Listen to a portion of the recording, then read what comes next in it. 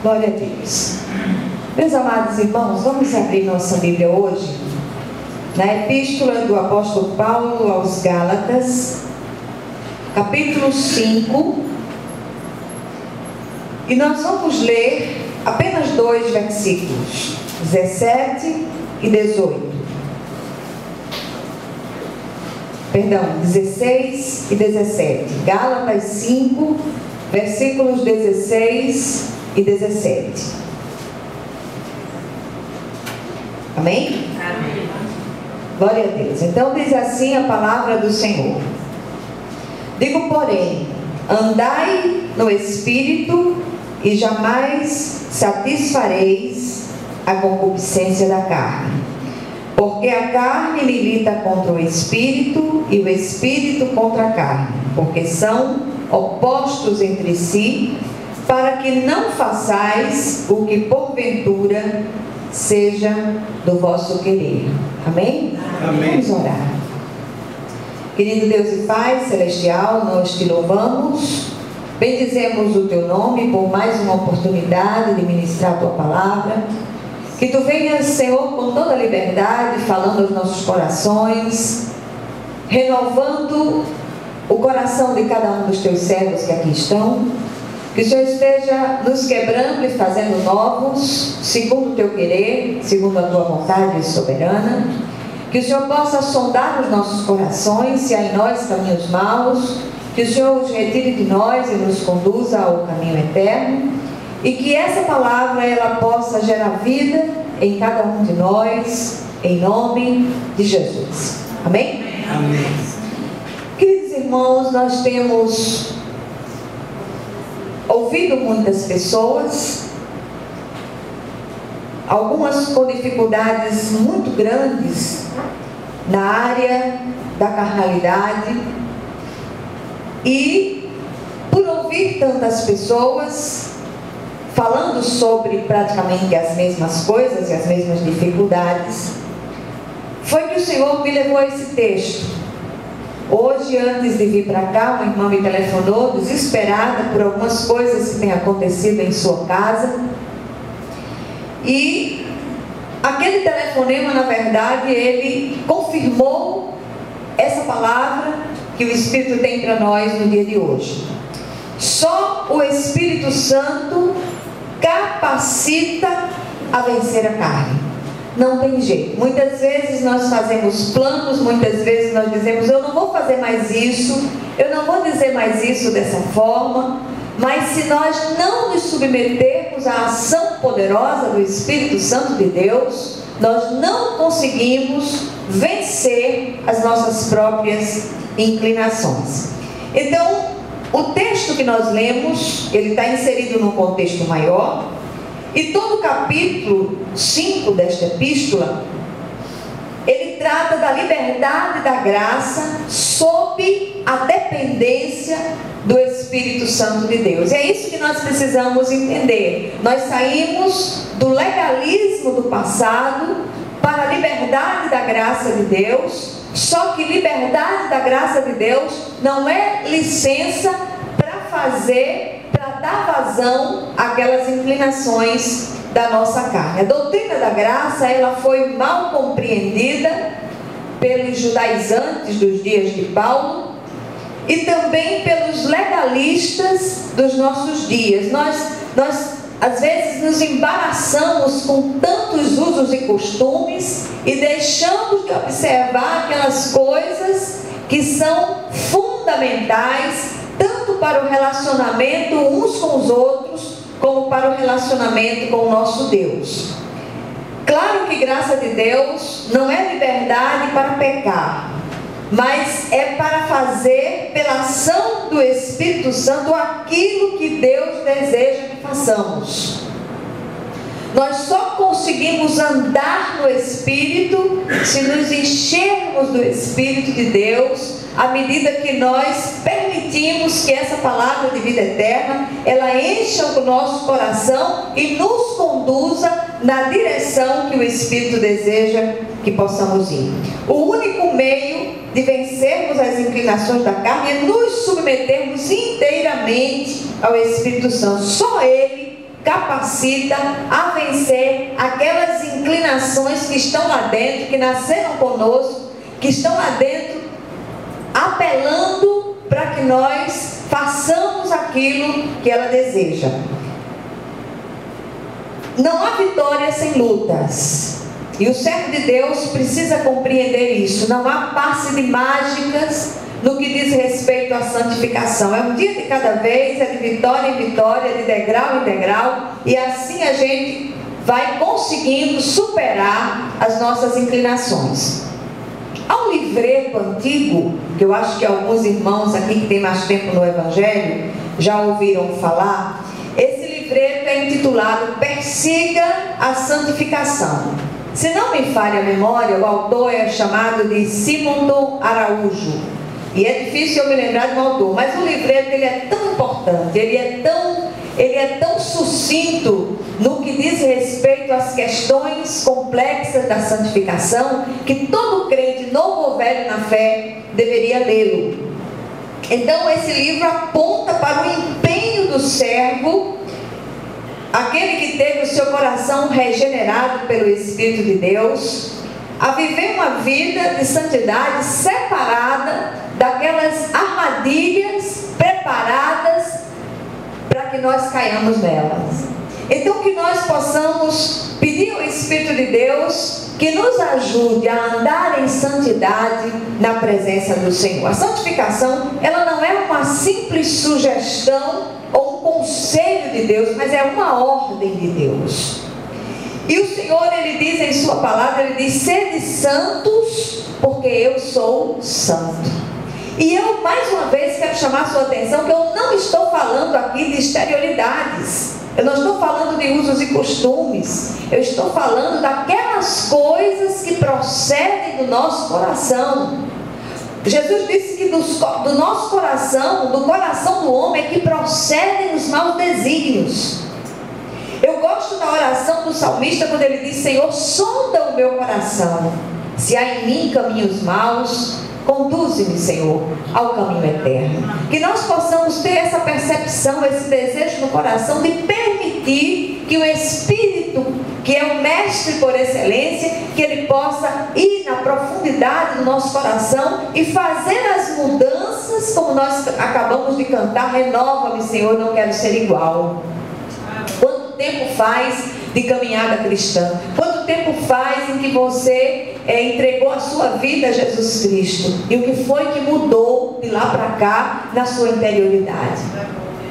E é preciso que nós nos lembremos disso todos os dias. Nós temos um dedo em riste pronto para apontar os erros dos irmãos, mas o que foi que mudou em nós? Será que nós estamos dispostos hoje a dizer ao Espírito Santo: Espírito Santo, faz as mudanças que precisam ser feitas no meu coração, em nome de Jesus? Essa semana eu li uma definição de santificação que eu achei muito interessante. São muitas as definições. Sobretudo, santificação é andar em santidade, é se revestir dessa santidade, dessa separação para Deus. Mas eu li uma definição que dizia o seguinte: santificação é o poder do Espírito ativando a verdade da Escritura na vida do crente. Ouviram isso?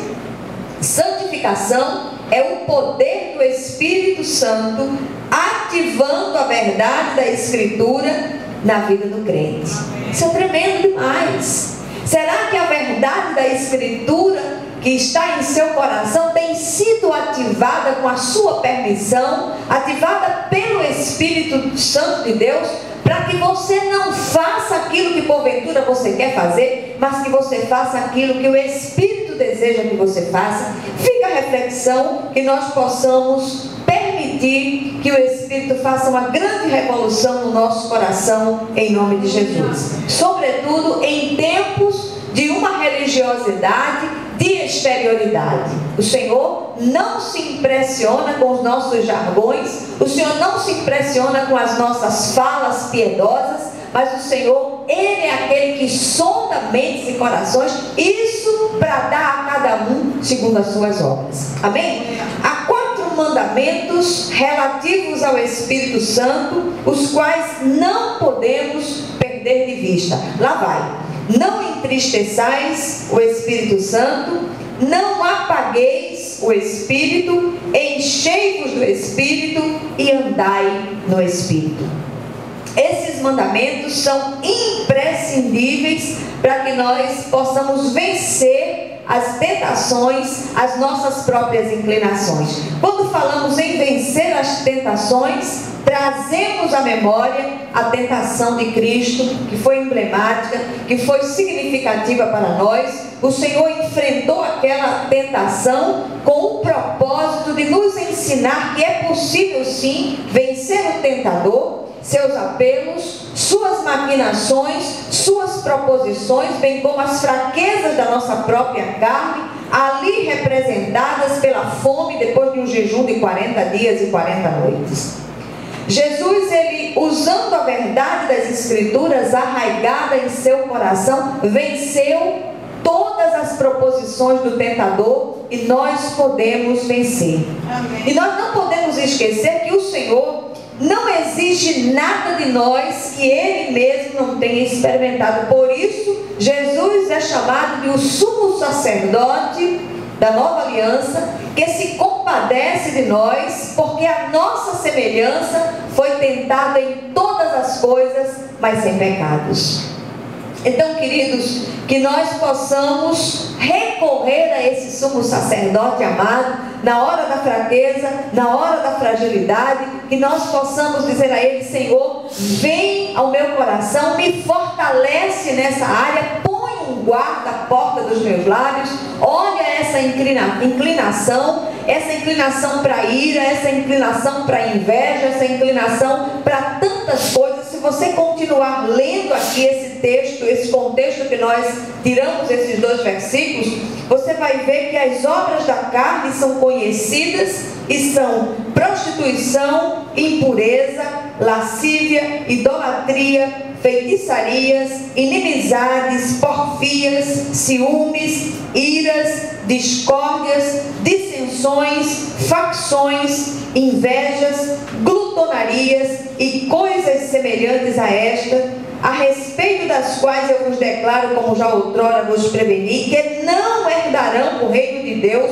os que tais coisas praticam. Eu fiquei impressionada com esse texto, eu já li tantas vezes, mas é preciso chamar o povo de Deus, chamar a lembrança, a memória do povo de Deus, a necessidade de andarmos no Espírito. Amém?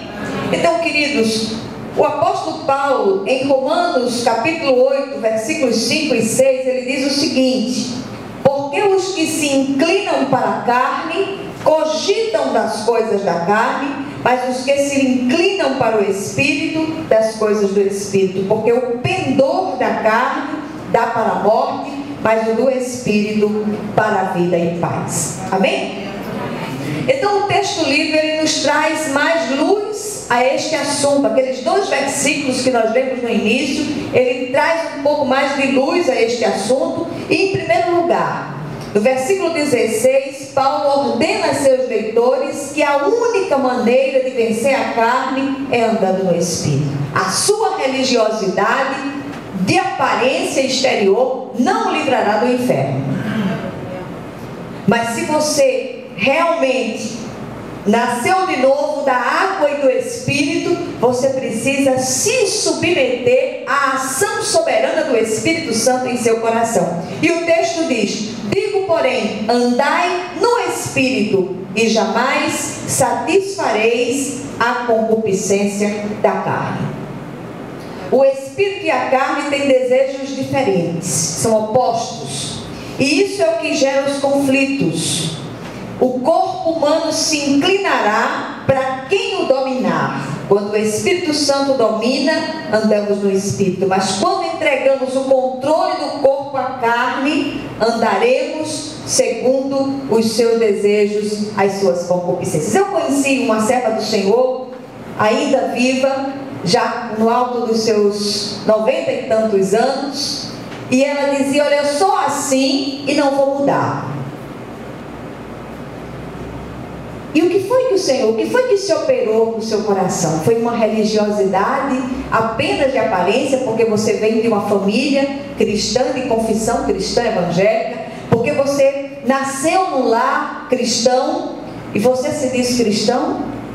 A sua experiência pessoal, ela é única, ela é sua, ela é intransferível. Salvação não se passa de pai para filho. Deus não tem netos, Deus só tem filhos. Cada um precisa de uma experiência viva e pessoal e intransferível com o Senhor Jesus Cristo. Se isso não acontecer, não tem jeito. Não há negociação com relação a isso. Então, queridos, quando o Espírito Santo nos domina, nós andamos segundo a sua vontade. Mas se a carne nos domina, nós somos crentes carnais.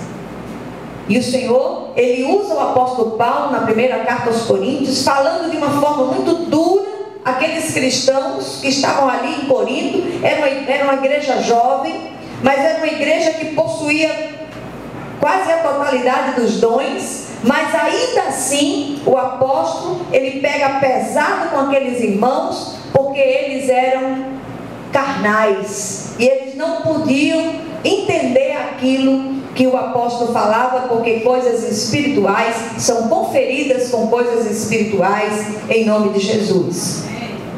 E mais uma vez, usando uma menção do apóstolo Paulo, no capítulo 6 de Romanos, versículo 16, ele diz: não sabeis que daquele a quem vos ofereceis como servos para a obediência, desse mesmo a quem obedeceis sois servos, seja do pecado para a morte, ou da obediência para a justiça?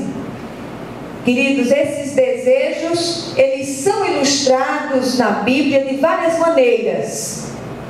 Por exemplo, a ovelha, ela é um animal limpo, ela evita a sujeira. Já o porco era considerado um animal imundo, por gostar de revolver-se na lama. Quando a chuva do dilúvio parou e a arca de Noé se encontrava em terra firme, ele soltou um corvo.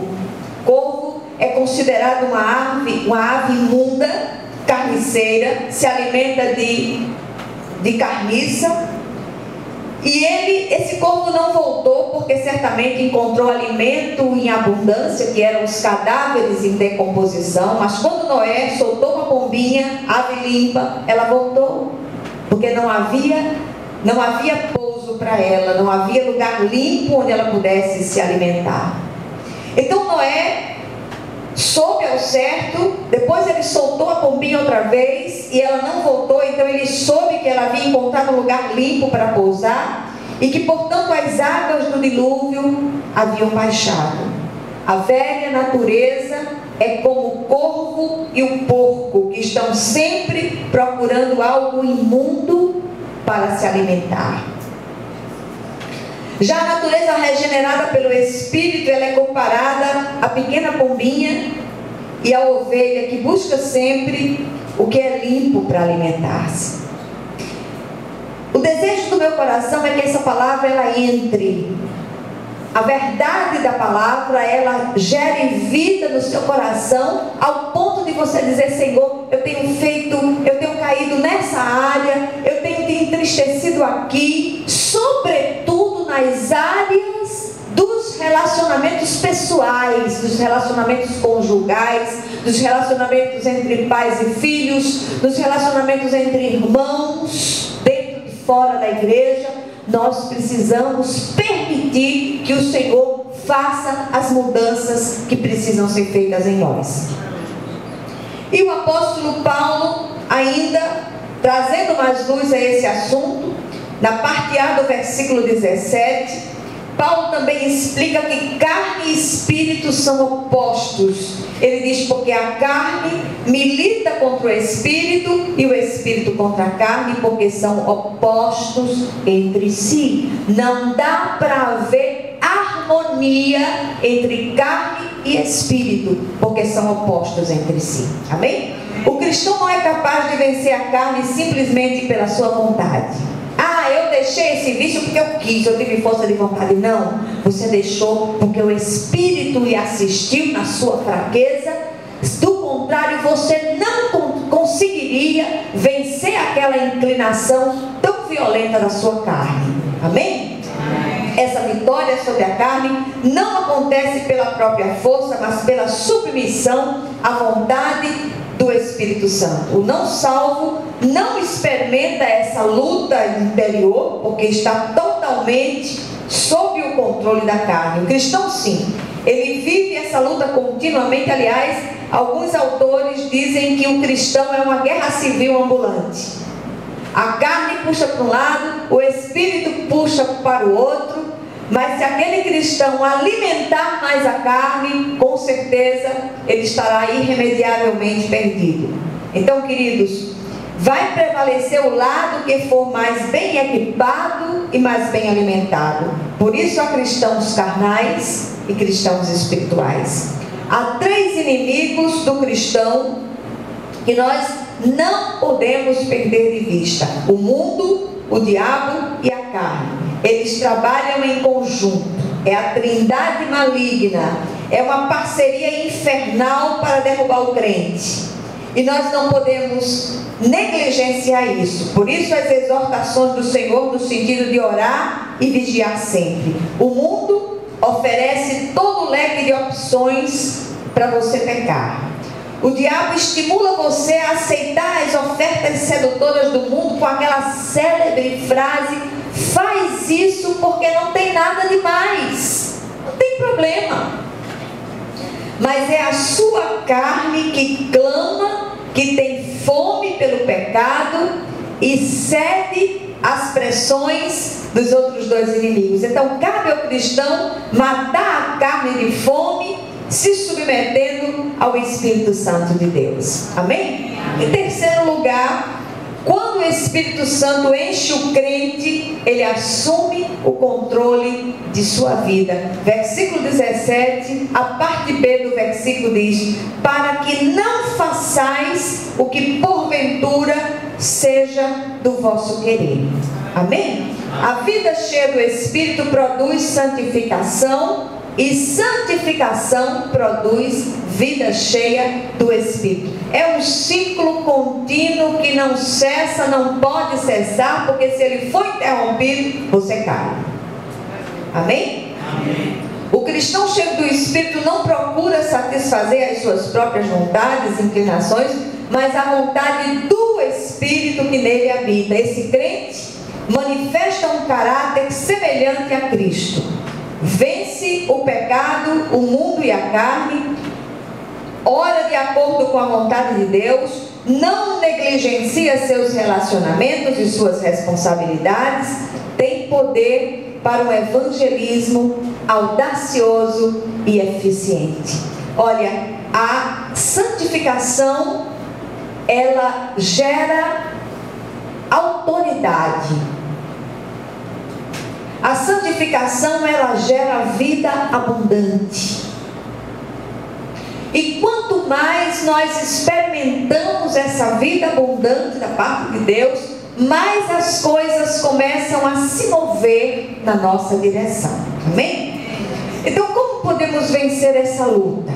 Para encerrar, em primeiro lugar, não entristecendo o Espírito Santo de Deus, que nos selou para o dia da redenção, não permitindo que o Espírito se apague em nós, e nos enchendo do Espírito e andando nele dia a dia.